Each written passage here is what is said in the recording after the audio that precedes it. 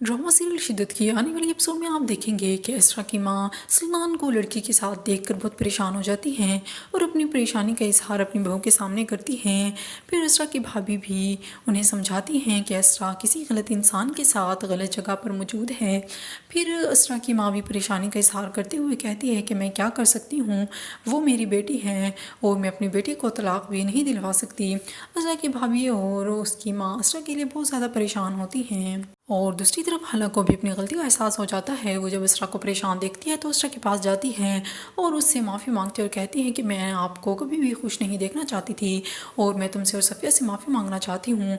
फिर जब वो ये बात सुनती है तो बहुत हैरान हो जाती है और उससे सवाल करती है कि हाला तुम ऐसी बातें क्यों कर रही हो, आखिर हुआ क्या है।